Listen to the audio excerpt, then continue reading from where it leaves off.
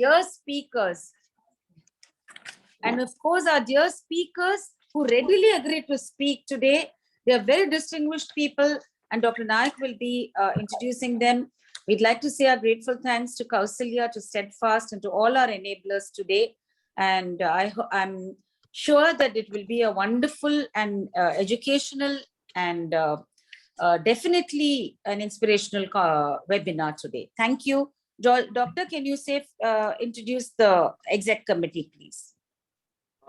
I am very proud to be hosting this meeting on behalf of Tanger Foundation, IFKF, and the Kidney Alliance. And I want to thank Steadfast, Yogesh Puri, for his kindness in giving us this platform, and his organization. And I would like to introduce my CME committee members, who are Dr. K.S.Nayak. Can I have the slide of them, please? Yeah. They are Dr. K.S.Nayak, Dr. N. Gopalakrishnan, Dr. Jacob George, Dr. Santosh Varis, and Dr. Arpana Iyengar. They have been very kind to agree to be the CME committee members. And this is the first time, and I hope that we would be able to have every year a CME program with much more involvement and much more people attending and learning from us. Thank you, and I would now request Dr. Nayak to introduce the speakers. Yeah. Will someone take up the slide or we continue with that? It's my pleasure. Let me be brief. We have CMC Vellore alumni and a proud product, I suppose, of CMC Vellore, Dr. Mariam Priya Alexander, who after completing her graduation from CMC Vellore, moved on to the United States and passed through the Boston University, and then subsequently the Mayo School of Graduate Medical Education, Rochester, Minnesota, where she did her anatomic pathology, which in India we call pathology in plain terms, and special interest in renal pathology, renal biopsies. Particular areas are areas of interest are immune complex mediated glomerulonephritis, allograft pathology, aging kidney pathology, and thrombotic microangiopathy, which specifically has some bearing for the topic she's speaking today, which will be on COVID and glomerulonephritis. It's a pleasure to have such a distinguished speaker among us. Welcome, Dr. Mariam Priya Alexander. Welcome, yeah. And after she finishes, we will have the second speaker, who is a friend of all of us. He also went through a part of going through KMC Bangalore, CMC Vellore, and subsequently, presently, he's working in, set up the, he's a co-founder and director and chief medical officer of the Africa Healthcare Network, where he's aiming to provide healthcare, especially a dialysis facility to sub-Saharan Africa, and bringing a renal care facility and education to the much needed area of sub-Saharan Africa. Welcome, Dr. Vincent Lloyd, a friend and a colleague for almost 3 decades. Let's start with the, yeah, go ahead now. We have Dr. Mariam speaking first, and then followed by Dr. Vincent Lloyd. Thank you.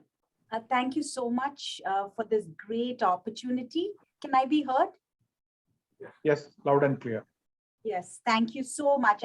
I really am honored to be invited. I have really had the privilege of being trained at exceptional institutions, have had incredible privileges, and it's an honor to say that I know at least 3 people here, Dr. Santosh Varis, Dr.Georgi Abraham, and Dr. Vincent Lloyd, all of who had a role to play in my profession and my education. So without too much ado, I will share my screen. I just want to make sure that, oh, I can't share my screen for some reason.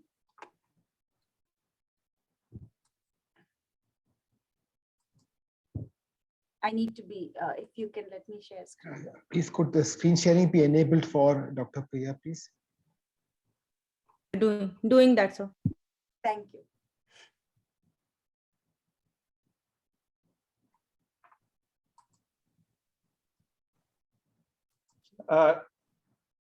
The technical person do it for Vincent Lloyd also right now.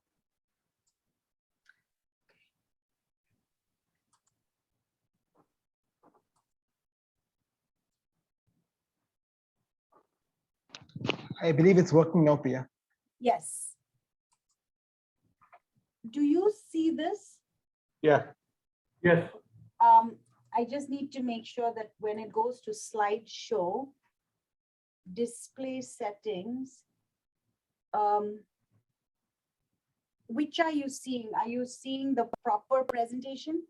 Yes. Yes. We are that's seeing right. the slide. We are seeing the slideshow with your Mayo Clinic picture. No, but does it say, okay, is it this one now or Yes, seen, yes. the correct one? Because sometimes Yes. does it show a slide 1 of 46? No, it doesn't. Okay. Okay, thank you so much for this opportunity. Today I'm going to talk about COVID-19, vaccination and associated glomerulonephritis. Now, it was back in December of 2019 that in a Wuhan wet market, reports were emerging of a new viral infection caused by SARS-CoV-2, and that was the beginning of a pandemic. In May of 2020, the New York Times announced the death of 100,000 Americans. It was an incalculable loss. I remember buying this paper. And then a year later, we had over 1 million deaths. And we were immersed in the midst of this pandemic. Only as early as this week, the Johns Hopkins live dashboard reported that there were over 5 million deaths from COVID-19 globally, and 5 million deaths and over 348 million cases. What was most important was humanity's response and the medical and scientific professional community's response to this pandemic with the production of vaccines at an unprecedented rate. And as of early this week, we have over 9 billion vaccines targeted against COVID-19. The vaccine has been the pivotal strategy to curb any infectious disease and has certainly been the strategy to curb the pandemic. We have several different types of vaccines, and for the first time in history, we actually have an mRNA vaccine that was successfully used for curbing this pandemic, and that was the Moderna and Pfizer vaccine. We had CoronaVac and with the Johnson & Johnson and the AstraZeneca vaccines as well, which have used previously adopted techniques against the inactivated virus and against using viral vectors. In the New England Journal of Medicine, early in last year, there was the announcement of the safety and efficacy of the Pfizer vaccine, which was the first mRNA COVID-19 vaccine that was used. They had over 43,000 participants over 16 years of age and divided into 2 groups, placebo and the vaccine groups, with intramuscular injections given at day 0 and day 21. And the goal was to determine safety and efficacy of the vaccines with a median of 2 months follow-up. And the vaccines did show efficacy 7 days after the second dose with an efficacy of about 95%. similar report came out shortly after on the efficacy and safety of the Moderna mRNA vaccine, which was also characterized by intramuscular injections 28 days apart. And the efficacy of this vaccine was 94%. Side effects at that time were recorded to be at the injection site after the first dose. And there were some reports of some systemic adverse events after the second dose, which was largely fever, headaches, and myalgias. But there started emerging some reports of myocarditis after the use of the mRNA vaccines. And this was seen more in young men, and this got the necessary attention of the safety and efficacy committees, and the Advisory Committee on Immunization Practices in the United States looked up and evaluated the reported cases of myocarditis. And from their publication, they said that per million vaccine doses administered in each of these age groups, there were over 11, in these different groups, there were as many as 15,300 COVID-19 cases prevented, as many as 4,598 hospitalizations prevented, over 700 deaths prevented by the use of these vaccines in just the over 30 years old. And the number of cases of myocarditis, although present, were small, but certainly a significant adverse event. Now, around this time, several of us who are involved in renal pathology reporting noticed that we were seeing an association of people who had got vaccines and the emergence of reports of glomerulonephritis. The very first published report of glomerular disease in the setting of a Pfizer vaccine was minimal change disease, and the appearance of edema occurred 4 days after vaccination, and the patient presented with full nephrotic syndrome within 10 days with a lowered plasma albumin, a rise in serum creatinine, and severe nephrotic range proteinuria, and a kidney biopsy was performed, showing the characteristic findings of minimal change disease. Now, we do know that minimal change disease can occur in the setting of a viral infection due to a cellular response. T-cell activation, which occurs after these vaccinations, can contribute to podocyte injury. And historically, we have reports of minimal change disease post-influenza vaccination, post-DPT vaccination. So it isn't surprising that following mRNA vaccine that there was podocyte injury. So this, as more reports of vaccine-associated glomerulonephritis emerged, our group decided to study our own data. And we had, by this time, 27 patients had been published in literature, and we had 13 patients at that time. Now, our findings were in this graph. What you're seeing is a Mayo Clinic literature in light blue. This is the published literature, and this is a combination of the two groups. So that is 27 and 13 cases. It's a report of 40 patients. So it was, the ranges were over 40. Our data showed about 61 years was our median age, and published literature, the median age was about 41.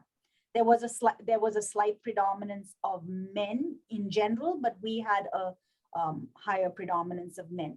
And in our data, we were able to follow patients and look for underlying diseases in those who did have a COVID-19 vaccine-associated glomerulonephritis. And we had over 70% having some underlying disease, which was generally either a cancer, some form of an autoimmune disease, which included type 1 diabetes, Crohn's, ulcerative colitis, primary sclerosing cholangitis, and psoriatic arthropathy. The distribution of glomerulonephritis per vaccine, when you looked at it from all literature, there was Pfizer, Moderna, AstraZeneca, and the Sputnik vaccines all were associated with the association of glomerulonephritis. Now, in Mayo Clinic, we only had reports of glomerulonephritis with Pfizer and Moderna, and largely because that was the population that we were reviewing the biopsies for. What were the signs and symptoms? For many of them, from our Mayo Clinic data, 77% of those who had a glomerulonephritis, it was occurring after the second dose. And from other published literature, 56% occurred after the second dose. The common indications for a biopsy included acute kidney injury, hematuria, proteinuria, the occurrence of nephrotic syndrome, joint pains, edema, and hypertension. Now, we noticed that the glomerulonephritis was either a de novo glomerulonephritis or a relapse in somebody who had prior null underlying glomerulonephritis. Now, de novo glomerulonephritis generally in our group of 13 patients developed after the second dose. And the relapse of glomerulonephritis occurred in 64%. So this is restricted to the Mayo Clinic data, where the vast majority of our cases were de novo glomerulonephritis, and 47% occurred in a relapsing category. The types of glomerulonephritis that we've encountered include IgA nephropathy, which was by far the most common type, minimal change disease, ANCA-associated glomerulonephritis, anti-GBM, including the atypical forms of anti-GBM, and membranous nephropathy. So IgA nephropathy is the commonest reported glomerulonephritis to date following COVID-19 vaccination. There were totally 16 cases that have been reported at the time of our publication, and these reports keep emerging. So we have to update this. There are 8 new cases of IgA nephropathy, and there were 8 cases that relapsed following vaccination. These patients largely presented with acute kidney injury or gross hematuria, and other associated findings on one biopsy included acute interstitial nephritis. Now, we had the good fortune of having one patient who had IgA nephropathy, and it was considered a de novo IgA nephropathy. But the patient had an underlying history of inflammatory bowel disease and renal cell carcinoma, and the tumor had been removed. So we have a massive archiving system at Mayo Clinic, and so we were able to retrieve the original nephrectomy sample. And you know that you can do immunofluorescence studies on paraffin-embedded tissue using a pronase or protease technique. And so we did that, and we found that, in fact, in that nephrectomy over 7 years ago, prior to this, there were small deposits of IgA. So this was, in fact, a previously indolent incidental form of IgA at the time of the nephrectomy, but at the following vaccination, there was an activation of the IgA. So there was an immune reactivation. Most of these patients were treated were just observed. 19% had some immunosuppressive therapy, and they did all right. Now, the other category of disease that occurs following vaccination is primary podocytopathy. And in literature, there are 12 cases of minimal change disease that have been reported, and 1 case of primary FSGS tip variant. All of these developed at the Mayo Clinic. All of the minimal change disease or primary FSGS occurred only after the second dose. In other published literature, they developed after the first dose. All of these patients needed treatment with immunosuppression, which was largely prednisone. In our Mayo Clinic cohort, 1 new case responded to steroid, a relapsed case needed rituximab before improving, and the case with tip variant had only partial response to immunosuppressive therapy. Now, you might know about the most recent, you do probably know about the most recent publication at the end of last year in the Journal of American Society of Nephrology. I was really fortunate to be part of this study, where we've worked with the Brigham and identified a subset of patients in minimal change disease who have an antinephrine antibody. Now, the antinephrine antibody to minimal change disease was identified in patients using their serum, we were able to detect antinephrin antibody, but the clue was in the biopsy. So when you look at minimal change disease, a subset of these patients actually have fine podocyte dusting. And this is detected with IgG, C3, kappa, and lambda light chain, suggesting that the podocyte is being targeted by an anti-IgG antibody. And Dr. Astrid Weems and Dr. Andrew Watts at Brigham and Women's did a brilliant evaluation of patients who have this finding, as well as from a large cohort and of patients with minimal change disease, and identified circulating nephrin autoantibodies. So when we talk about COVID-19 vaccination and the recurrence of and minimal change disease, is it only a T cell mediated process, or are we also having a B cell activation with antibodies targeting the podocytes? That is the question. When it comes to membranous nephropathy, there were 4 cases reported. 1 non-Mayo Clinic case that was a PLA2R associated membranous nephropathy after inactivated vaccine. 3 cases of membranous nephropathy from Mayo Clinic. 2 were PLA2R positive, which relapsed, and 1 was NEL1. NEL1, as you know, is an antibody antigen for membranous nephropathy discovered by Dr. Sanjeev Sethi, and this is usually seen in older patients and have several of them have an underlying malignancy. And these are more segmental staining, and so we were able to detect 1 case of membranous nephropathy post-vaccine with NEL1. Anti-GBA and ANCA vasculitis has also been described post-vaccination, and these include atypical forms of anti-GBA and classic forms, and ANCA vasculitis, as well as an ANCA negative granulomatous vasculitis. So what is the pathogenesis of vaccine-associated glomerulonephritis? Is it just a mere association, or is it possible that there truly is a causality? That is the question. Especially when so many vaccines are being delivered, it is possible that it is a mere association. But is there a pathogenic basis to see that COVID-19 can be contributing to glomerulonephritis? So when the mRNA vaccine, for instance, is delivered, it's characterized by the lipid particle with the mRNA, which enters the human cell and then gets translated into the spike protein, which then which is the pre-fusion spike protein, and triggers the immune response. And this is usually a T cell response and can also be an antibody response to the spike protein. So we know that the vaccine induces a significant robust cell-mediated and antibody-mediated immune response, and the neutralizing antibodies generated by vaccine are far beyond what we see in convalescent serum.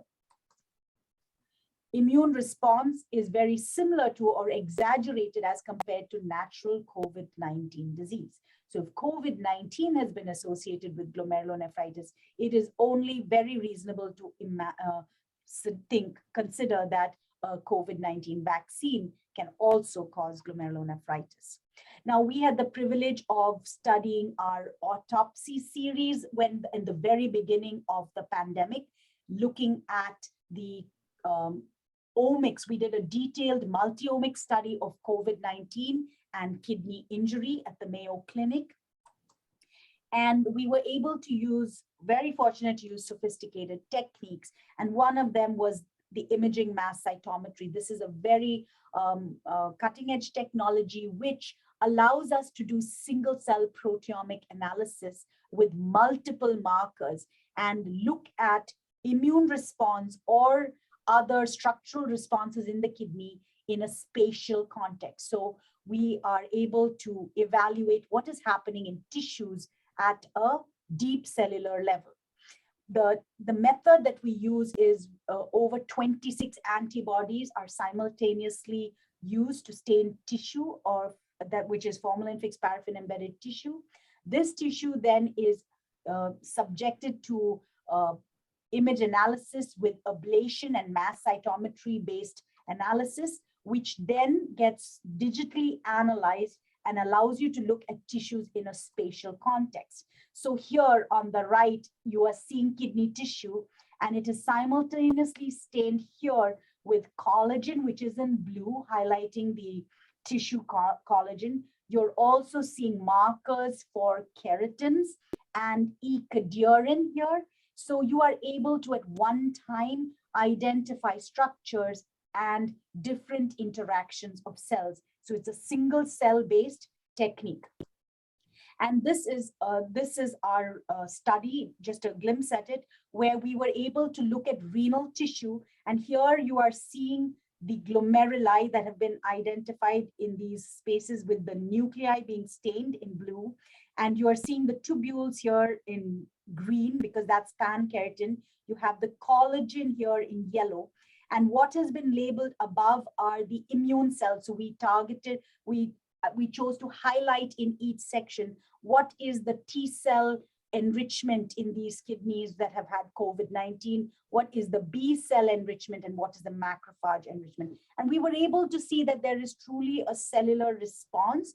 And in these cases, we saw a macrophage enrichment. So we do know that there is an immune response in COVID-19 associated pathology. This is without vaccination.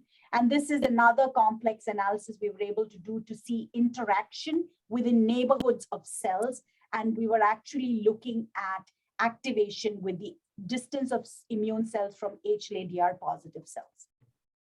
We were also able to do transcriptomic analysis. And we know, and from our data, that there is an enriched transcriptomic analysis for T cells, and suggesting that COVID-19 indeed causes a T cell upregulation or a T cell activation with increase in interferons, Treg differentiation, T helper 1 differentiation.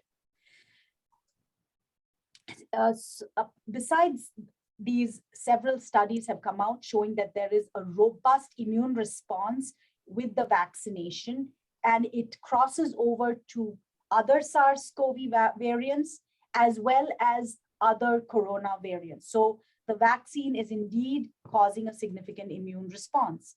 And there were also reports that there's cross-reactivity of the SARS-CoV antibodies targeted to the SARS-CoV-2 spike protein, which are also affecting other tissues, such as these following targets. So it is not surprising that it could be that there are some proteins that the antibody is cross-reacting with in the glomeruli, contributing to a glomerulonephritis. And besides, we also know that natural COVID-19 is associated with glomerulonephritis. There's a very beautiful study in Kidney International by the Arcana group, which did a multi-collaborative international study. And there was in natural COVID-19 infections, several glomerular diseases that were reported. These include COVAN in those who have APOL1 risk alleles. They include IgA nephropathy, lupus, cryoglobulinemic glomerulonephritis, minimal change disease, ANCA vasculitis. So in summary, it is not unusual or unexpected that if COVID-19 can contribute to glomerulonephritis simply because of the immense immune response, that a vaccination can also induce a similar response. And this is the initial data. There is a current registry at the NIH, NIDDK, that is wishes that people will enter their data on SARS-CoV-2 vaccine associated glomerulonephritis. And this study is open for 1 more month. So if you have anybody who is recording this pathology in the setting of COVID-19 vaccination, they have requested that we enter our data. It's a red cap data. There's no IRB requested. It's de-identified. And so this is the link. I just wanted to share that. So what is the takeaway summary? There is no doubt that vaccination is the only answer to end this terrible pandemic. Vaccination has already saved several lives and has contributed significantly to the safety and outcomes that we need. But a bystander of the immune activation, whether it's T cell mediated or B cell mediated, is that there will be some adverse events. And we have seen very, very few cases of glomerulonephritis, whether they are de novo or relapse. It is likely related to the the vaccine, but cannot be definitively stated. The relapse is more likely due to an immune reactivation. The de novo diseases may be because of an underlying immune dysregulation, as in autoimmune diseases. And we need to report these findings for scientific purposes. And with that, I'd like to say thank you. This is the team that I work with a lot, and particularly with COVID-19 and immune-related disease. And with that, I'd like to say thank you for this opportunity. I really feel privileged to be here. And thank you.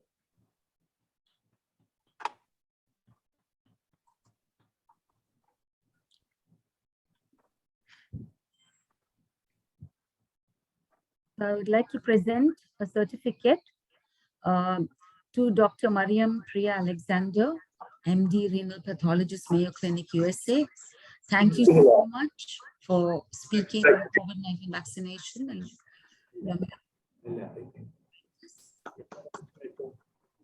the time and came.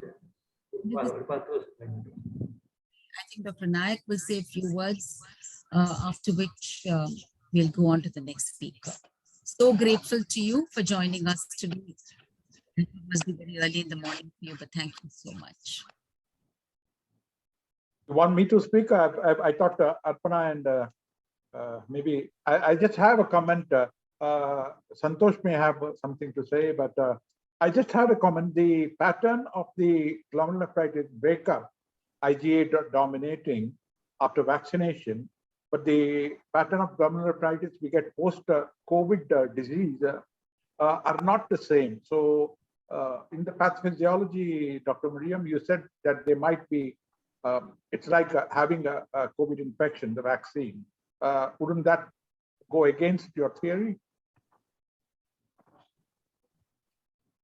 My point was that we from Mayo itself have papers on glomerulonephritis in the setting of COVID-19 disease. So the same groups of diseases that we have seen with COVID-19 vaccine are very similar to those in our large biopsy series of those who had COVID-19 disease. Now, we did not see so much thrombotic microangiopathy as others have reported, and we don't know whether there is a different genetic predisposition to get some of those diseases. We did not see, when we don't have cohorts of patients who have an underlying ApoL1 risk allele, we don't get the COVID-associated nephropathy. So our data is for COVID-19 vaccine is very similar to what we saw in our own COVID-19 glomerulonephritis. So that was the reasoning. And we do know that IgA is the dominant immunoglobulin seen initially. So it may explain why we're seeing more IgA nephropathy. And again, these are all collections of data from those who report it. So yeah, that's. Hi, Priya. Thank you very much for. Yeah. Thank you very much, Priya, for the excellent talk. I have just one question. A brief question is like the anti-GBM case that you reported. Did the patient have a lot of crescents? And the patient had hypertension, which is not all that common with anti-GBM disease. So was it something very atypical about the anti-GBM case that you encountered? Yes, it was the hypertension was more in the atypical anti-GBM case, and the crescents were not as in like a florid anti-GBM. It was classic anti-GBM staining with a hypertensive presentation and fewer crescents. You're right. So, but we did see there were several reports with the COVID-19 vaccine and classic anti-GBM. And that they actually. I'm just wondering, Anila Abraham, a few days ago, sent me a paper which she published from Chennai on crescentic glomerulonephritis with anti-GBM disease, a series of 5 or so cases following vaccination. It was published in the Clinical Kidney Journal in the Oxford series. So there are reports of that, and I'm not sure whether she had EM done on that. Probably, Priya, you could look at that. I can send it to you because I have the journal paper which she has sent over to me. Yeah, no, she does amazing work. I agree with you, and she is very meticulous about reporting these. It's fantastic work she does. So I will also read it up. I have access to her and I know her well. So I'm very glad. Yeah, she's a great resource and her reports are so fantastic. Yeah, I will look at that. Thank you. Hi, Lloyd. Hi, Priya. It Yes, was great listening to you. And thank you for sharing your wonderful work that you do at Mayo Clinic. I recall the lovely times we had together in St. John's. Yes, And you always wanted to be a nephropathologist, and there you are. Thank you. So I can't help but ask a question about your experience in adolescents who have received vaccination in the US and a similar kind of glomerular response.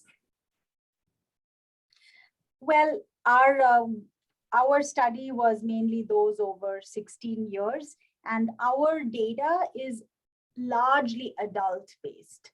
So I unfortunately don't have too much data, but there isn't that much reported on the younger age group, and it would be interesting to see that age group. Yeah, I agree with you. Thank you. Vincent, I think Vincent has a point. Vincent. Yeah, just one little question, Priya. It is proud of you to see you come up from Mayo Clinic and the wonderful work that you've done. I remember all the old days at St. John's, like Dr. Arpana mentioned. Now, one little question. You see, we have so much of glomerulonephritis reported from viral infections. We have glomerulonephritis reported from other vaccines.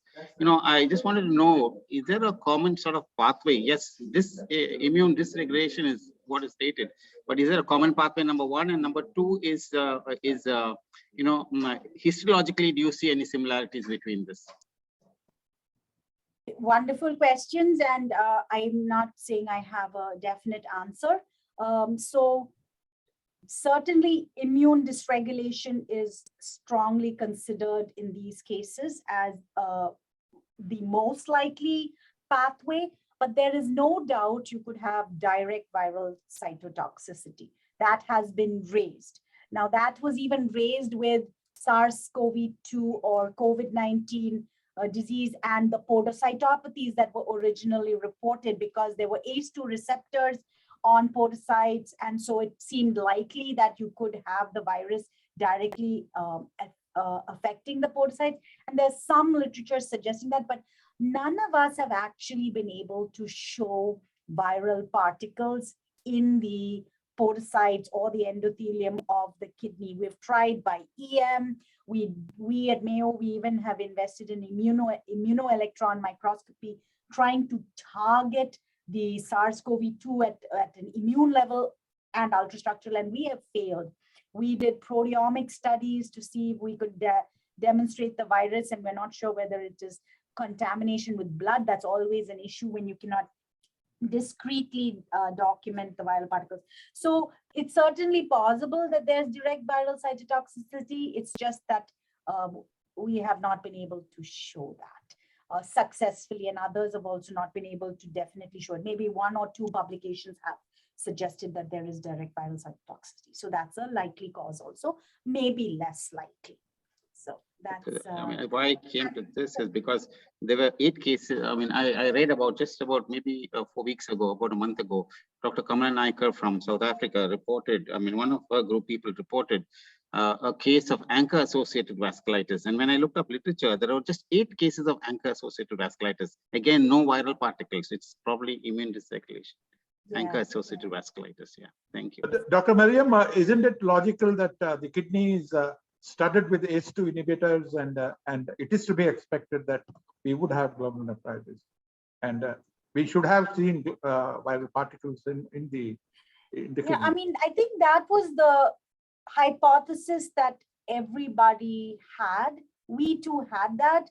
We did several levels of searching in our own kidney study. Now, Granted, autopsies have autolysis, which is an automatic limitation to high quality evaluation for viral detection. But several studies have also used fresh kidney biopsy. So one would assume that in that situation, you would have found the virus. And if you remember, right in the beginning of the pandemic, there were reports of detecting viruses by EM. And then slowly reports came out from Kidney International and from CDC saying those are not true viral particles, those are clathrin-coated vesicles that are mimickers of the virus. So while there was a very good article from the New England Journal by Puels, and he did identify viral particles by RNA-ish, and there are only very, very few reports. So though there's a rich endowment of ACE2, we are not able to actually demonstrate that. It may be that the SARS-CoV-2 original infection is so severe in the lungs that the immune reaction is much more robust than the actual viral circulation and impact on the kidneys. That's what I think. Lata, can I just make a comment? Thank you, Priya and Lloyd, who is going to speak. I request both of you to be in the advisory board for next year's CME program, which will be a whole day on the 25th of January, so that you can give us feedback how this should go, move forward in future. So shall we move on to Dr. Vincent now? So over to you, Dr. Vincent. Krishnan. Yes, doctor. At last I was able to join. I missed the lecture. know that Yeah. it was a challenge. I'm sorry about that. Yes, fine. Yeah, actually, just to mention that in Madras Medical College, we have about 6 patients with glomerular disease following COVID vaccination. It was Covaxin and Covishield. The dominant pathology was again IgA nephropathy, and at least 3 patients had minimal change, actually. And there was one interesting patient which I had is basically membranous nephropathy. Patient was in remission for about a couple of years. After receiving this Covaxin, she developed IgA nephropathy. So it is the immunobiology, the immunopathogenesis of this glomerular disease and COVID related to COVID vaccine is getting murkier and murkier. What I learned from literature is that at least as far as the pathogenesis of minimal change is considered, there is heightened gamma interferon activity that happens following vaccination. So that is implicated more rather than viral invasion of the kidney parenchyma as the pathomechanism of glomerular disease. Thank you. Thank you, Dr. Gopal Krishnan. So we hand over the stage to Dr. Vincent. Please do go ahead. Does Dr. Arpana want to say a few words? Can't hear you.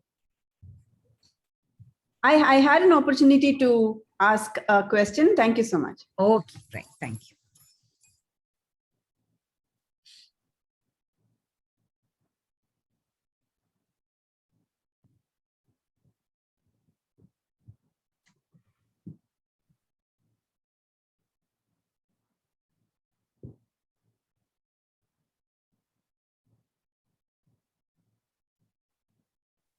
Dr. Vincent, you're on mute.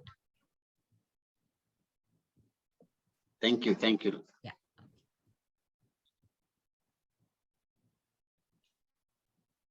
Yeah. Is it visible? Yes. It's visible. Okay. So, at the outset, I'm extremely grateful to Mrs. Lata Kumaraswamy, Dr. Georgi Abraham, and the Tanker Foundation for having given me this opportunity to come out here. It is a pleasure indeed to meet Dr. Liu on this stage. Also grateful to the organizing committee for having given me this opportunity, Dr. K.S.Nayak, Dr. Santosh, Dr. Arpana. We were colleagues at St. John's and Velo, and Dr. Jacob George and Dr. Gopal Krishnan. Thank you very much. The topic actually is given to me by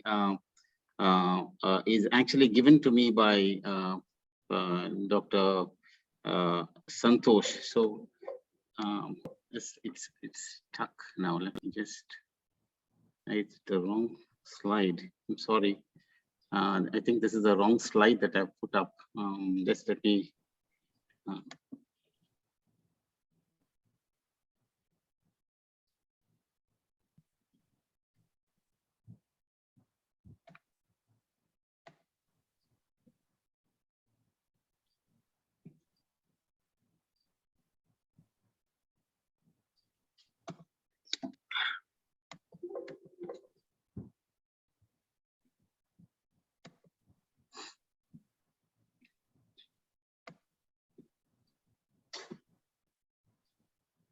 Sorry, just let me just get back to this.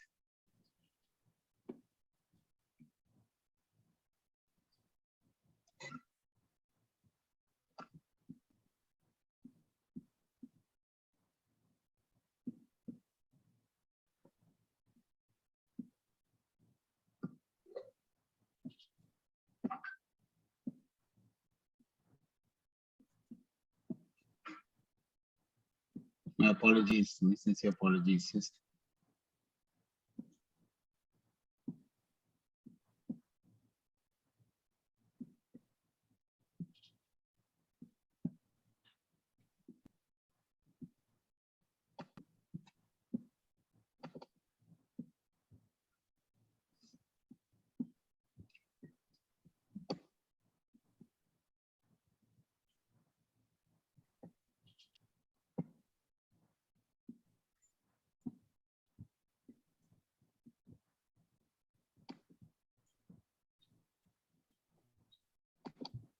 Yes.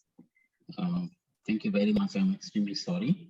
The topic given to me today is transformation of renal health of countries one step at a time. Well, I really don't know whether we are transforming any country, but I can say that we have a wonderful team of youngsters who are doing an enormous job, and I'm actually learning from them. And it's only because of our teamwork here, led by a 32-year-old youngster, a son of my senior colleague, that this came to being, and a wonderful team that he has led, and we have been a team together. So, having said that, I will move on to the agenda. I have enjoyed every minute of staying in Africa. Now it's about a decade plus that I have been here, in and out. Initially 15 days in a month till 2017. And since 2017, I've been here more or less most of the month, or months, I would say, and then travel into Bangalore, into Narayana Health, about once in 2 to 3 months. And then I have been more or less here now that the work has really been busy. I have been more or less here. So this is the outline. CKD in Africa, what is different? Africa Healthcare Network and Hemodialysis. What have we done in the field of dialysis in East Africa? And then what are now we doing in terms of the CKD registry that we are developing and the CKD clinics across East Africa that we're doing? So it's just not dialysis that is enough. I think we need to do much more. And that now that we have a spread across East Africa, I think this is a golden opportunity to do preventive work as well. And that is what we're doing, and the impacts and conclusions. And a lot of you all actually on board, Dr. Arpana, Dr. Santosh, Dr. Georgi, Dr. Urmila, have helped me a great deal in terms of education from there. It's just a small call and they're always ready. So it has been a very, very, a very happy period out here. So we know that chronic kidney disease is a growing cause of mortality today in the world. It's a 134% increase way back in 2013. This is old data, and a significant part of cardiovascular deaths as well. You see, and if you see in the low-income countries, it's probably less than 4% who get to dialysis. So there is a supply-demand imbalance, which is there in Africa as well, like in India. What is different in Africa? The magnitude of the problem is now on the rise. It starts much younger, presence much more aggressive. Cost of therapy is high as in India. Huge supply-demand imbalance because large areas have no access to care. Dialysis and transplantation literally non-existent. Diabetes again in Africa now holds the sway. It is firmly established and it's moderate to high in certain regions, especially in the towns and the large cities, but less in the rural populations. Obesity, urbanization, and undiagnosed diabetes are modifiable risk factors that we see. The genetics is different from the worldwide picture that we see. We need more studies. There are a lot of unmet needs, and that needs national programs and more funding. So this is the challenge that we see in Africa, like in India as well. So what have we done in East Africa in terms of dialysis, and how did we come in here?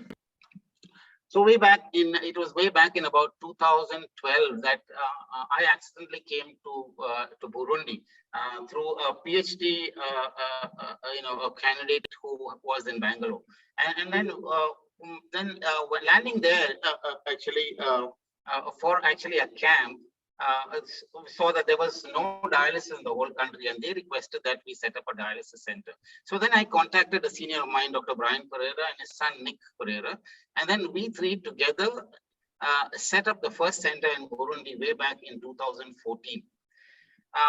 We had nurses from Chinmaya, Bangalore come in here. We got a generator from Kenya and so on and so forth. And finally, we got it running. And with this, we said there is a need for dialysis in Africa. Although the first one was not a charitable center, we said now it is not possible, and let us form a company and then start off. And though we walked into Rwanda not knowing anything of Rwanda, we spoke to Dr. Joseph Narindwa, who is now very much a part of us. And Dr. Narindwa, along with him, we set up the first dialysis center. We collected students from the University of Rwanda, BSc nursing students, selected 5 of them and trained them from scratch into dialysis.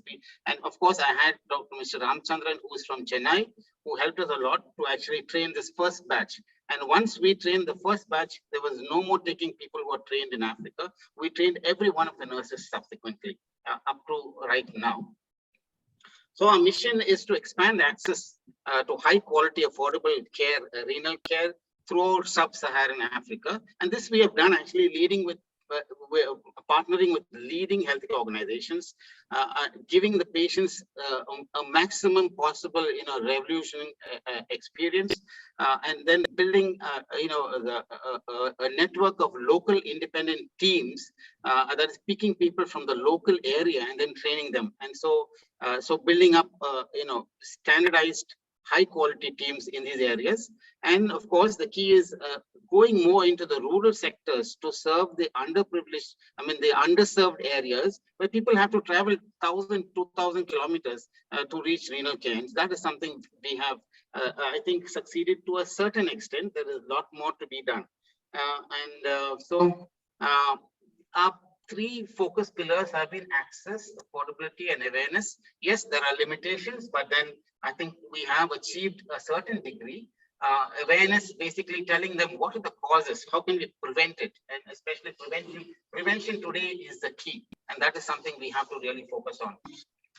So this was the first center that we put up in Rwanda in December 2015 with Dr. Narindwa, and actually built by us completely from scratch, after which the government actually came on to us, and then we built a public-private partnership with the government on the Congo border, western border, in one of their district hospitals at Gisenyi, and across this is Goma, and actually where the volcanoes erupt. And you have the UN peacekeeping force, where actually, if I wanted sambar, vada, and rasam, I go into Goma, where you have the military cooks who cook for the Indian peacekeeping force, Indian part of the peacekeeping force who are there in Goma. So it's a lovely place indeed. And then after this, we moved on to the third center, which is southwestern Rwanda, bordering Bukavu, which is again southern Congo. And this was in 2017. Now, all these were, nurses that we took from scratch, trained them into dialysis from the first team. And now the first team was so well entrenched into dialysis that they were really good. And we had continuous education process. And so the quality of care that we delivered was, I think, very good. We next moved into Tanzania because Rwanda is a small country. Access to the three main centers that we built, we thought were enough, and we moved into Tanzania. Here we partnered with the Hindu Mandal Hospital, a Hindu charitable organization, running a wonderful service across Tanzania, a number of hospitals. So we partnered them with 2 centers in Dar es Salaam and 1 in Mwanza, the Lake region of Tanzania. And that was a great experience. We learned a lot. And then we started off building teams. Now we were good at building teams, training the local nurses. We had nurses now who could start training. Initially, it was Yasir and Prashant who came from India. Both of them are now back, and now it's completely this team. Now, a lot of them are leaders of units that we see across Tanzania now. And then this is Jan 2022, where we have 23 operational centers and about 5 more, I think, at various stages of construction and contract signing. So this is where we are now. If we have to run these centers, we need health human capital, trained health human capital. And so came the team, the AHN team. And this has now grown from just me and Nick and Brian. We have grown into a clinical team. We have got a nursing team. We've got clinical operations. We've got clinical analytics, which collect all the data that we do. And that has been a wonderful experience for us, having all the data since the last 2 years of what we're doing, plus analyzing the data to tell us where the lacunae are and how we can actually improve in this setting.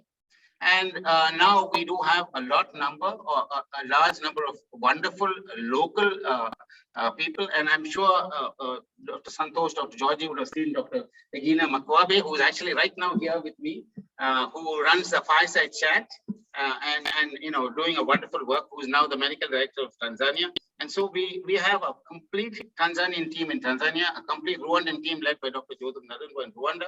And now we are building the Kenyan team that is happening right now. So here we have the team across the corporate level and the country level teams, a number of them. And so we interact with each other to sort of support each other, help each other, and build the whole system. And of course, the health human capital development is the key thing here, because we have to build our own system, train our own people, and come on. The ISN has helped us with 5 ISN fellowships to train nephrologists. 2 of them are back. One is joining Dr. Santosh shortly. Hopefully, she gets all the clearance from the Indian Medical Council. Another joining St. John's again, waiting for a clearance from the Indian Medical Council.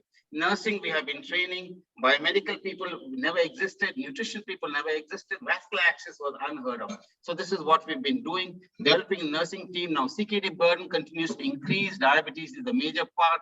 So dialysis is really needed. So there is shortage there. So demand is growing, and capacity building has been our way of approach. Regional and contextualized training is an absolute must, because you have to suit the local reality and the culture. Interprofessional collaboration with biomedical, dietitians, and social work workers. Social work to a less degree, because we have not yet still fully there. We do have some international collaborations on the nursing front. So nursing education has been ongoing now. There is a lot of online learning that we do, because the centers are so far apart, and we get all the nurses together on Thursday afternoons. We also link them on WhatsApp. We have a CNE that continues to go on the social media platform, which is also reported in the ISN in one of the past ISNs. And so we now have developed experienced nurse educators from within our own group, and now in the process of building a competency-based curriculum with assessments to ensure people grasp. It is also compulsory that they attend these programs, because it is part of the performance evaluations. They are supposed to attend at least 50% of the webinars in a month. And in these webinars, not only we give them state-of-the-art knowledge, but we also inculcate the protocols, the policies, and the processes that they are supposed to follow in the dialysis unit. And that is part of it as well. So I think education has been the key. Education has really built them up. The myth of only Indian technicians running dialysis in Africa today is wiped out. And we have a number of local people who have really come up to very high levels. And I should be proud to say that they do equivalent or probably far better, better quality work than in India, I would say.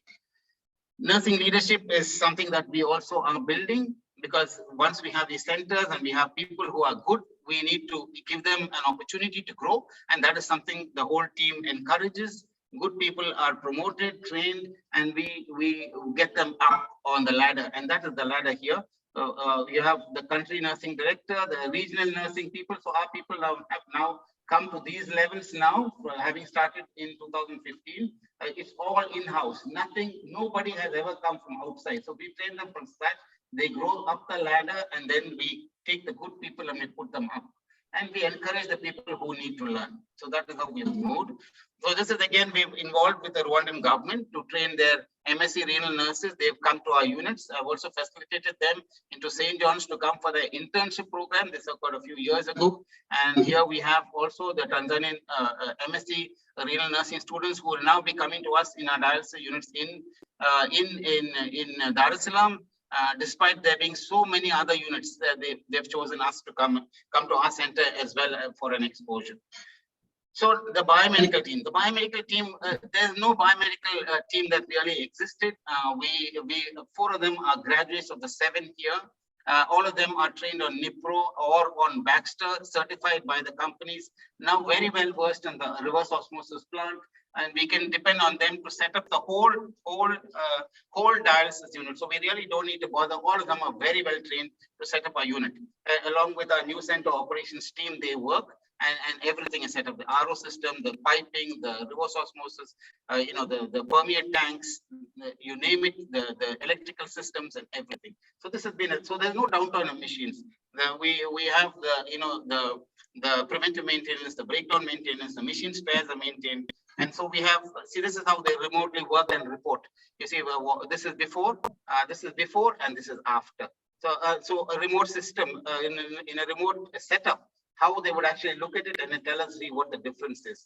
And this has been remarkable. They are a young team and a remarkable team. And that's what I have learned a lot from these youngsters. So we have also, have a supply chain stock out in Africa, because everything comes from outside. So you need to have stocks there. So we have now built over time warehouses. We've got 5 warehouses, 2 in Dar es Salaam, 1 in Tanzania,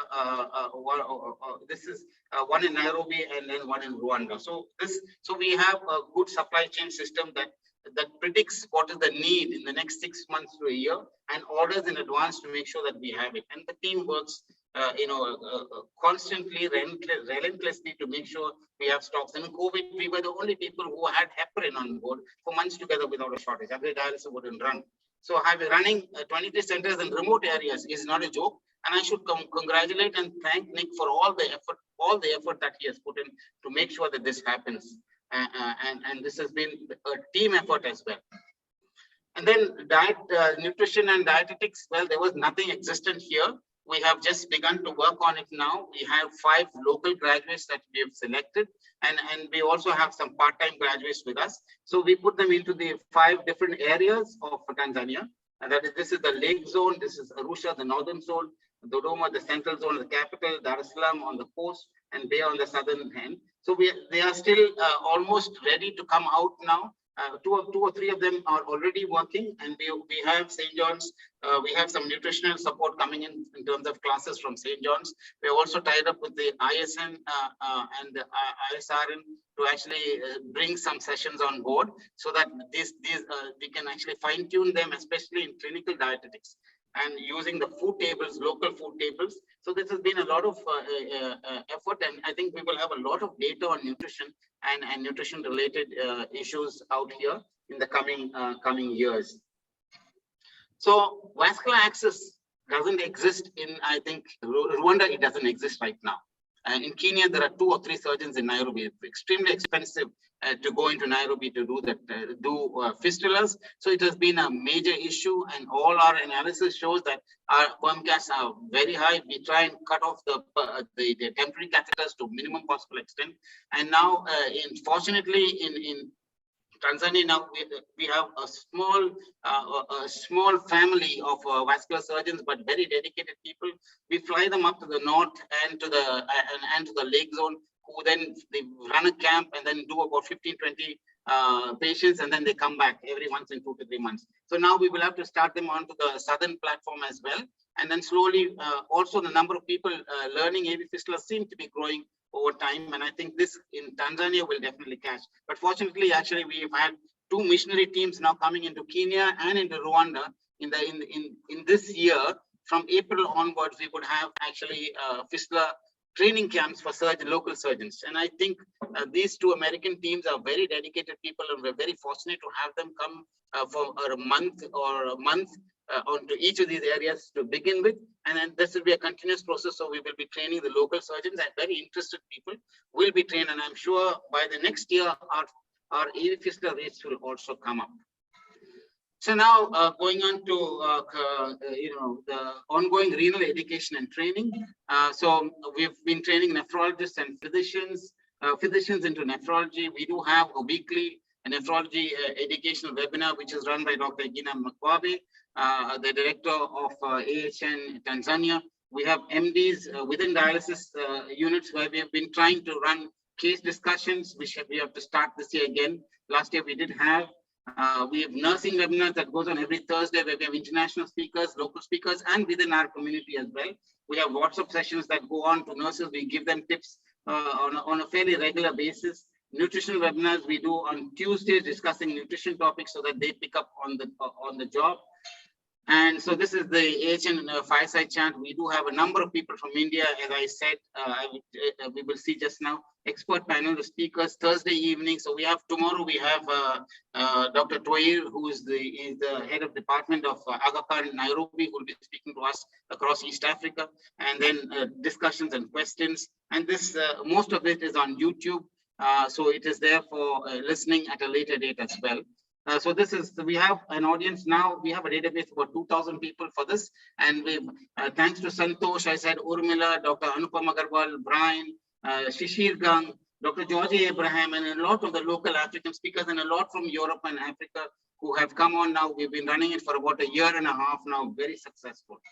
And so the state-of-the-art knowledge, we have the KDIGO, the ISN, and the ASN now, who actually have also come forward to support. A lot of the talks that the KDIGO have been done, ISN have supported us. Case-based approaches and discussions from University of Toronto now for next week, actually. And then we share best practices across Africa from leaders in different parts of Eastern Africa have spoken. We encourage the younger nephrologists to actually come on stage to talk. So now the nursing education webinars, new knowledge, as I already said, new teaching, new processes, protocols, policies. 50% of webinars are mandatory.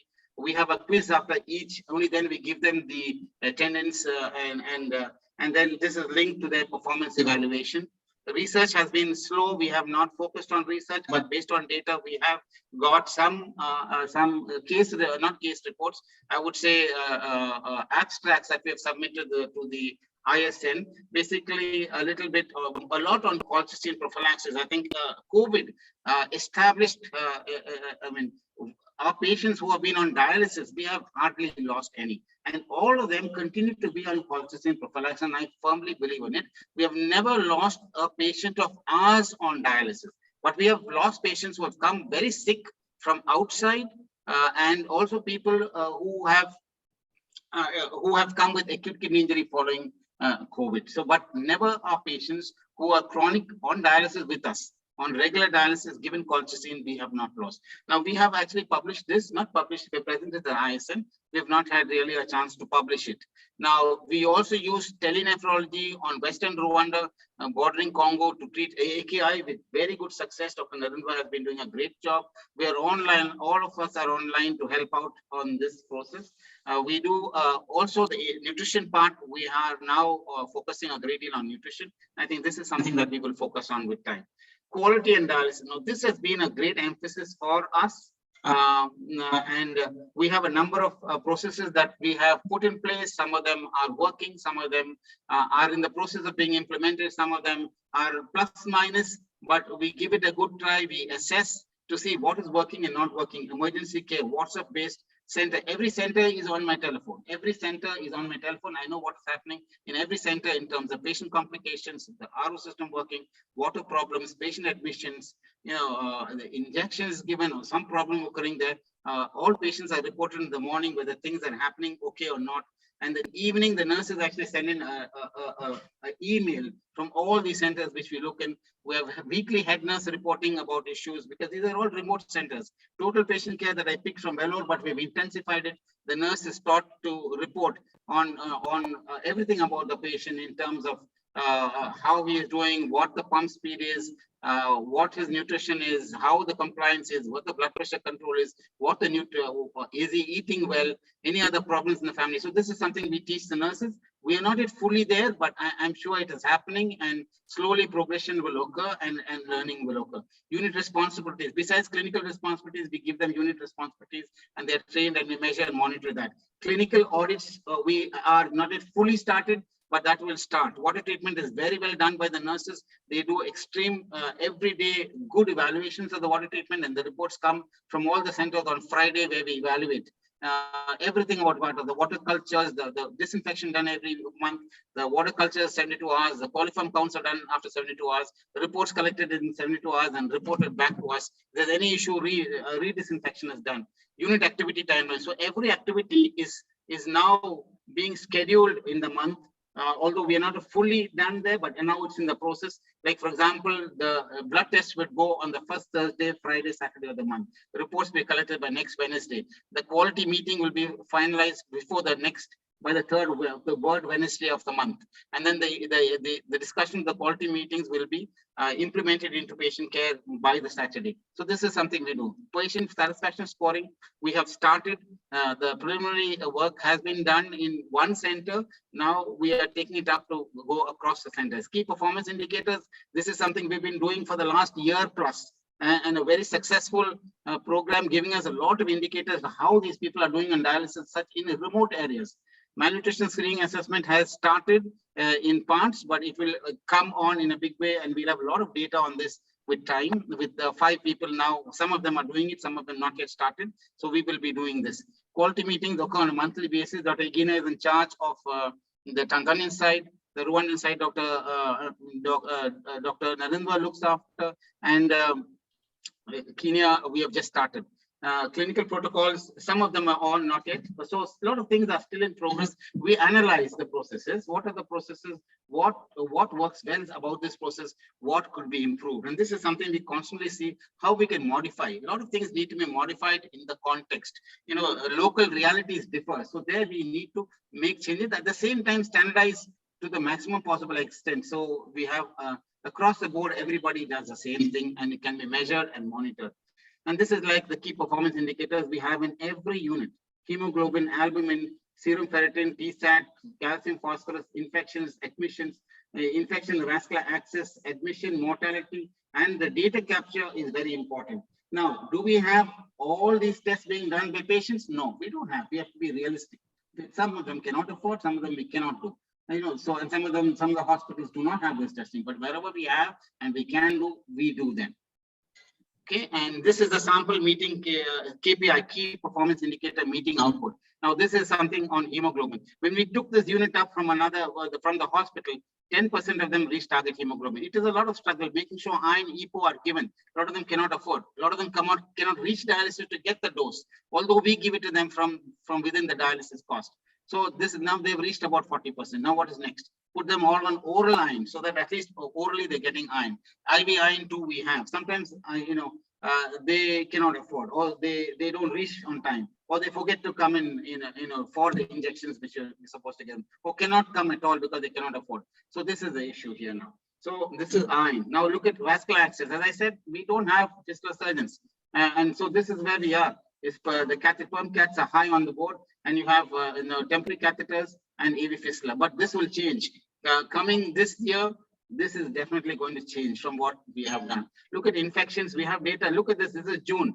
This is only from June, but we have a year and a half of excellent data that we have in Africa, mind you, in the remote Africa. So see, this is catheter infection, admissions, mortality, and mortality CKD, total mortality and mortality in CKD only. So there has been a lot of change that has happened. I'm not saying that we are perfect, but I'm sure a lot more change will occur. And putting these systems in place make a lot of difference. Now, what are we getting at now? Next is blood pressure. The next indicator that we hope to put in this year is blood pressure and screening for malnutrition risk and malnutrition assessment. This is something we are doing. Now, this is it. Now, how do we monitor these centers? We also, besides all these mechanisms that we put in place, we send people in, train people and send them to do audits in these centers. These are called major audits. And you see, this is the whole year here. This is 2022 audits. This is the schedule drawn up. And according to these audits, people go there. We have a whole audit checklist, and then they report back and see what changes we can do. Infrastructure, dialysis, the machines, the consumables, the clinically, all these sort of things that check, the whole checklist that we do. Now, we also monitor all the centers and score them. We tell them how good you are doing. So we actually assess them in terms of the key performance indicators. Then we do the audit scores. And there are a number of factors that we come and take into consideration. And see, this center, for example, I'm sorry, it's very small. In first quarter of 2021 is 3 stars. It's become now 4 stars. 4 stars. It's become 4 stars here now. And then in the third quarter is 3.5 stars. Again, it's 4 stars in the fourth quarter. So this way, now you have KT over V. Sometimes you measure, sometimes in machine KT over V. The fistula rate, temporary catheter rate, or the perm cat rate. And then we have admissions, mortality, and the infections. Okay, the hemoglobin. How many have been tested? How many reach target levels? And hand wash. Okay, clinical, other clinical audits.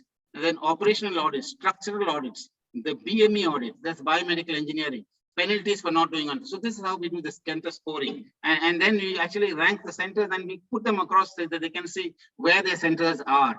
And this is something we do. And this is again a really stimulating experience for them to make sure that they do. We don't drive competition between them, but we tell them how good they are and they can do better. And this is again patient satisfaction. This is a tool that we've taken from the BMJ, modified for the local context, and it has started to work. And I think we have got good results with this. Now we are in the process of beginning to implement it across the centers. The goals, CQI metrics, and follow-up. We have clinical goals that are sent for every 6 months. We try and keep to the goals, clinical goals, the implementation time frame, and responsible people. This is clinical, but every department have got their goals, and we work together to help each other. Now, for example, this is a CKD nutritionist, nutrition WhatsApp assistance to the patient, the electronic CKD nutritionist. So 4 months for training, 2 months for implementation, and we are responsible. The clinical team is responsible.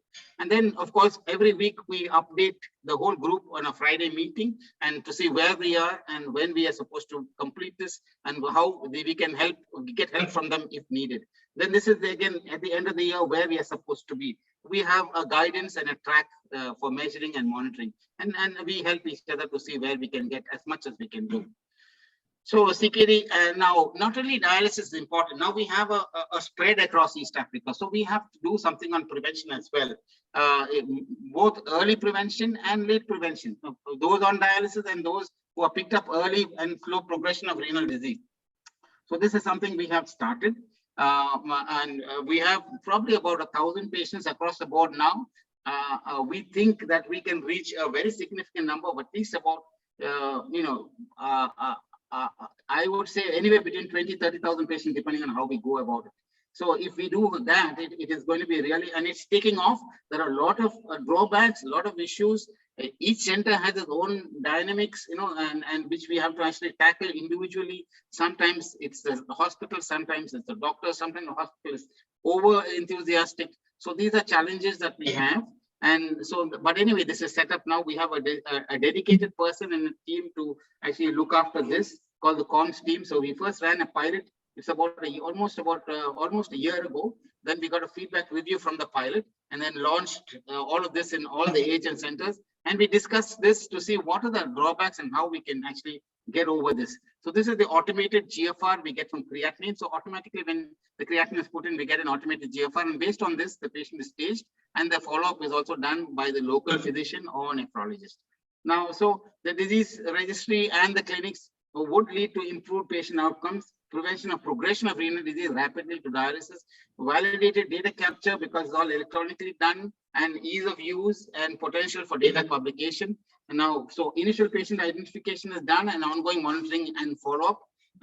We do have challenges. We have just started since about a year, but still there are problems. But I'm happy that it's really going off. A lot of effort has been put by Nick as well. So this is the multimodal approach for implementation. Ultimately, in the care of the patient, I think we need to look in. We have actually devised this. We have trying it in Kenya in one center right now. This is actually something, a part of it is put out by Dr. Zade, Kalanta Zade in Lancet of 2021. So this is CKD5, but what we intend to do is try this out and then put all 4 stages, or that is, you see, it will be goals of CKD, telling the doctors, monitoring what is to be monitored in CKD5, what is the patient management and advice that you would give, what is the pharmacotherapy at that particular stage. Sometimes it is there, sometimes it is not there, but whatever best we can do, we do. So all 4 stages will be on EMRs of hospitals. Where EMRs are available, it will be there. Otherwise, it will be with the doctors. So this is something now in the process of implementation. So we hope that we will have a significant number in the coming years, and because we do have dedicated teams working really hard on this program. So impacts in conclusion. So AHN has been building, equipping, and staffing renal units. We have now looked into prevention, begun to look into prevention of progression of CKD, CKD registry, and CKD clinics. We provide and set standards in nephrology with evidence-based care and rigorous SOPs, close clinical and nursing oversight with education to ensure highest quality is established and maintained in patient care. So local capacity building is something that gives us great joy, ongoing development and training of nursing and clinical staff, including nephrologists, because once a nephrologist comes in the region will change completely.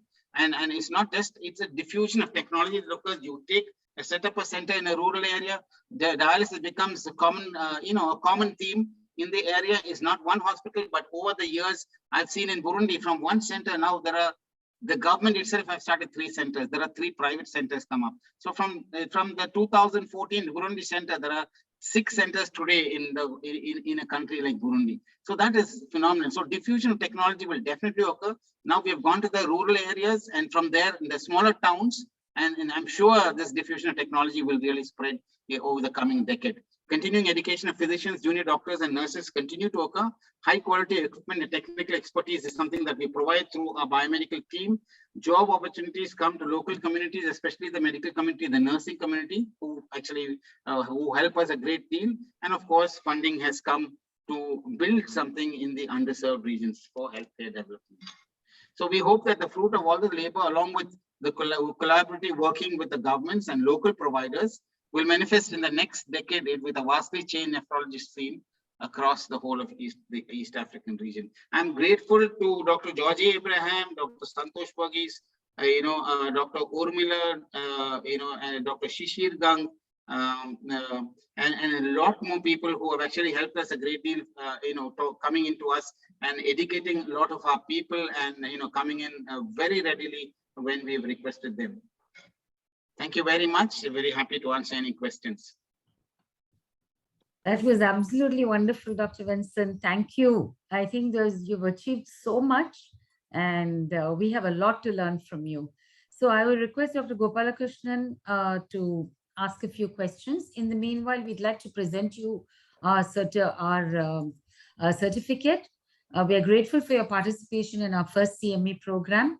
To Dr. Lloyd, Vincent, General Medicine Nephrology, the co-founder and CMO at Africa Healthcare, and for speaking on transformation of renal health of countries one step at a time. I think you're taking giant steps in Africa, and we're really grateful. We have a lot to learn from you. So thank you so much. I would request Dr. Gopalakrishnan, Dr. Jacob George sent his apologies because he just could not sign in easily. There seemed some challenge for him. So he sends his apologies. So Dr. Gopalakrishnan and anyone else, if you'd like to ask a few questions, please do. I have Dr. Egina with me. I also have Dr. Egina with me. I would like him to answer questions. You see, so it's we are both here, so you can ask both questions. Yeah. Yes. All right, more than a question. First of all, you have to accept my heartiest congratulations and my deep appreciation because you have chosen a path which most of the nephrologists have not chosen. It's a kind of a setting up, bringing in a paradigm change in the kidney care delivery in a continent where nephrology is yet to develop. Kudos to you. No, it's actually truly the team. It's not me. It's the team. It's a pleasure working together. And if I need any help or they need any help, yeah, congratulations to to all the members. It's always in nephrology. Kidney care delivery is not just a one person's this thing. It's always a team, and each team member is deserves appreciation. It's a great thing. I think every panelist will have some questions or comments too. So I'll just limit myself to a couple of things. Number one, is it possible to promote CAPD?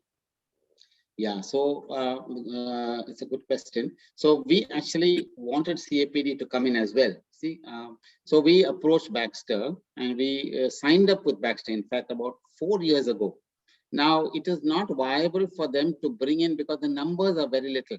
Number of patients there are very little, so they can't have an office and stock the fluids out here, or even distributors were not willing to really take it up because the stocks would not move too fast. So it has been a problem, and that is why we don't have CAPD actually in East Africa. What do you say? Yeah, we don't. The CAPD that we're doing here normally is for pediatrics, and we don't actually have a special fluids. We normally make our own fluids for CAPDs. Yeah, for pediatrics. Okay. So we have IPD and the fluid, we don't have the CAPD fluid. Fresenius sometimes gives as a gift to certain centers, little time, but then that is a very little bit. And so we can't get, Fresenius don't really stock it out here. So that has been a challenge. We have signed up, Baxter have said yes, but unfortunately, the costs are high, plus the number uptake is very low, and this has been an issue. Okay. How do you manage the finance part of it? Who's funding? Is it the patient spending on his own, or is it the government? So, currently, we have the American government who funds us, the DFC, the Department of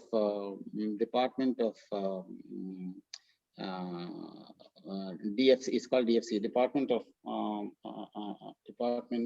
I can't get that full name just now. So DFC is an international body from the US, which encourages in low-income countries or not only healthcare. We were probably the only one in healthcare in Africa to get it. We were the first people to be given.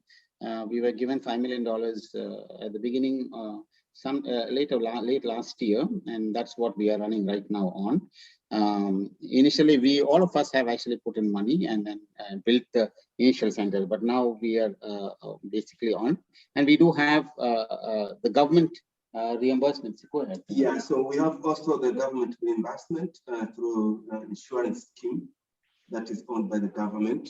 So especially those who are government employees or who have employed in somewhere and have that insurance, then they can be covered. Their dialysis sessions will be covered by that insurance. Okay, fine. And finally, you mentioned about diabetes as the principal cause. How about the HIV-associated kidney disease? Is it on the decline? Number one. And number two, is there CKD-U, which we do see very often nowadays in India? Yeah, regarding HIV, yes, we do have HIV, but it's not a very big amount in terms of HIV. It's more in terms of medications, local medications in Tanzania, we see. It would not be more than about like 5% of the CKD population, the HIV part of it. And in terms of CKD-U, a lot of people use native medications, right? So, and we do have a lot of interstitial disease, small contracted kidneys coming to us with no edema, mild hypertension, anemia, that sort of a picture. A lot of them do come. If we really go into the history, it is not really CKD-U, but it is usually native medications. I don't know if that answered the question. Okay, thank you, Dr. Lloyd. Please continue our good services. So, I just have Lloyd. I'm just showing you a wearable BCM, and this is developed by IIT engineers from Bangalore. We are now on a trial with this in our tanker dialysis patients, and it is comparable to the large equipment. And this is very easy and it can be done and it is very cheap also. They are going to sell it at a very cheap price and they got the patent from the government of India. So this device can be used in different parts of Africa as a wearable wristwatch to look at the body composition monitoring. Okay, right. Body, this, sorry, doctor. What did they tell you, Dr. Georgi? BCM, sir. Oh, okay. Body composition monitoring. Yeah. It's a wearable equipment, and wonderful. Within 50 seconds, you get less than you get the whole recording of the patient. So you wear it on your hand, and there is another one you wear it on your other hand, and so you touch each other with the device, and it comes. So I'm sure that this is going to revolutionize the body composition monitoring and the monopoly of the many companies. It will be sold at less than 10,000 rupees by the promoters. Wonderful. We have a good nutrition team coming up, and so we can really use it into the periphery as well. Yeah. So it will really be good. Dr. Vincent, not only for nutrition definitely, but also for lean body fluid. Mass, for fluid, making them, keeping them hydrated. And since you're already into remote monitoring, you could do telenutrition also along with the teledialysis. Telenutrition is very easy. I mean, if you can do teledialysis, you can do telenutrition. Yes, thank you. Any questions, Dr. Santosh? Sir, thank you, sir, for the talk. I remember there was a reverend who was a nephrologist who said the Fresenius was giving PD fluid. That didn't pan out, sir. That's exactly what I said. Fresenius gives them in patches. You see, Dr. Isaiah, he's in the southern side. It gives them patches, but what happens is it comes for a little time and then it stops, and it stops suddenly. So then what happens? All those who are on PD had to go on hemo. Now there's no PD fluid anymore. And then they had to go right up to Dar es Salaam to continue hemodialysis. So this is the issue. So we don't really go on to PD now, because until you're sure that fluid is available and can be used, isn't it? Yeah. I think if there are no more questions, I'd request our IFKF-WKA president to say a few words, make some valuable suggestions and ask a few questions and say the vote of thanks. Hi, everyone. Thank you so much. Can you hear me well? Yes? Yes. I listened with very humbly and with interest of all that's been said. And there's so many things which I wish we have an hour and talk to you, because what you are doing is so important. IFKF has revamped itself from the higher society and the industry countries. And with Latha and myself, we're really working with all of you, want to be working with all of you to help people who really need your help. And I think the world is very interesting. And earlier today, I did a Zoom meeting for the parents, because they're so concerned about vaccinating the kids for COVID because of reported myocarditis. And I think the early talk about glomerulonephritis is an example that yes, there are some reaction to some, so it's very challenging for everyone. But since Mariam has actually left, I think maybe I just focus on the good work by you, by George, by Lloyd. I think we can all work together. The world is so unequal at this moment. It's so sad. It's so sad, and the inadequate of the whole thing, And I think it's a time that we have to do things for ourselves. You cannot just wait for someone to help you. And I think there are many ways you can do it. And I think this is the beginning. Let's construct some more, maybe not monthly, maybe every 2 months to exchange how I run the Kidney Foundation in Hong Kong. Hong Kong is very lucky, as you probably know. We have a good healthcare system, but despite that, it's not enough. And how an organization like this, I always think that we have to find win-win situation.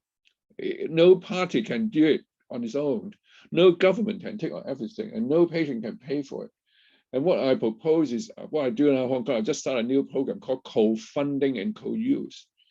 Everyone chip in a bit, 3-3-3. The charitable organization contribute 1/3, patient contribute 1/3, and the government contribute 1/3, and it goes a long way. And currently, my co-fund patient is some patient been renting machine, CAPD machine, to do APD at night from home. So I get a lot of money and buy 50 of this machine, and then let those people who've been renting the machine to have the machine.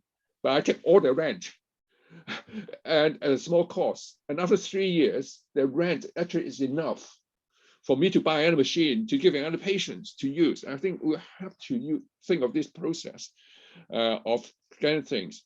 And I think we have to be imaginative in how we do it, especially in our region. And I listen with your interest on your conversation about HD and CAPD. As you know, in Hong Kong, 80% of patients are on CAPD. We can do it for one or two reasons. But I think at the end of the day, you need to add up all your sums together. In China, they probably couldn't do it because the nurses is not cheaper. So if the manpower is not expensive, then you just need good people who give you money to set up things and be cheaper than buying water. But there are many options, so you need to do it. But CAPD is options for people in the remote area can do it. So there's so many options and do it. I think the challenge for you is to how to scale it up in an economy of scale. I think it's replicating everything. And what I have seen so badly is everyone try to do their little things and repeat everything. No, this is the platform. This is a new world. We can have a forum. We can talk to each other. We have webinar. There's no need to repeat everything. And that's what I think IFKF will try to do this year, and with NAFTA taking charge next year, and try to have this mass education, mass things. And we're coming out to listen to us for the World Kidney Day. This year, I'm being the program director of World Kidney Day event. We'll be very clear about this. There's a big knowledge gap. We focus on knowledge gap to better health, kidney health, and this is so important. How do we do it well? It's not just patient literacy, but also how we organization can provide the right information for the right patient at the right time. So they have to know what they know. And now COVID has actually allowed us a chance to do this webinar. I can broadcast to a lot of people and everyone's benefit. So I think those are the things that we can do. There's many things. I'm quite happy to share some of those. I've actually take from a kidney specialist. After SARS in 2003, I become a full-time quality safety manager, looking at quality and all the things you said actually resonate with me extremely. But I think we need to focus on what really matters at this stage to serve the maximum number rather than achieve the highest aim. Economy of scale is important. I've heard that there are people, once you get this so well, it's not cheap labor, but in Sweden, they actually now employed hemodialysis patient, a young patient, to become a trainer, actually teach. So those are actually much less expensive. So there are a lot of options that we can do. I look forward to maybe, I welcome all of you to join IFKF, okay? We have actually reduced the cost to almost nothing at this moment, but it's a platform for us to share all this idea and do tune in. I think with NAFTA, I think we'll begin we have a few programs coming up. We have been doing a survey trying to find out what matters to patient, how they get the information, do they get it, and where do they get it. We are now working on I hope that we'll in Hong Kong, we have done a whole series of talk for patient every other Tuesday night at 8 o'clock on selected topic. And I'm going to translate into English so that anyone can adopt it, modify it into own language. And it's a whole series from knowing your kidneys to when do I got it, what do I look for kidney disease? If I have a junction of dialysis, what can I do? And then the different type of mode of dialysis, and then of course, most important, rehab. So we are going to launch this so-called World Kidney Online. And we're working on this. It probably a regional radio. I don't know. That's the way to do it. So that you can actually talk about things that because we're on different language. What we're talking today is totally alien to people in the US or other part of the world.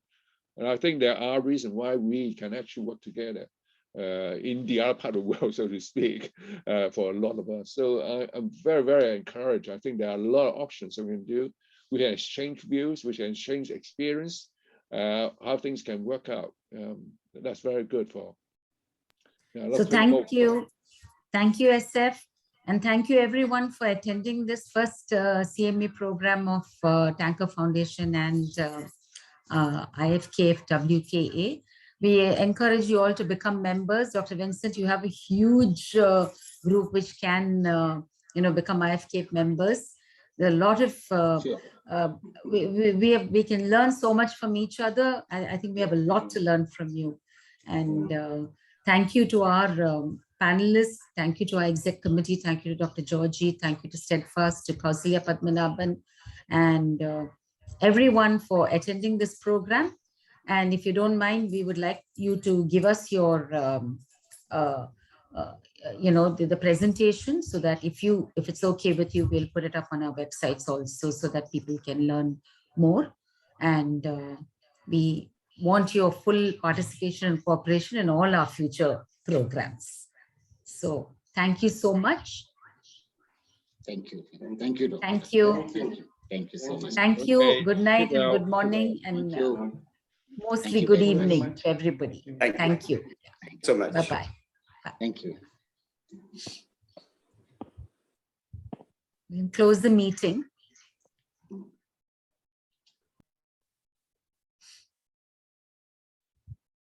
Thank you.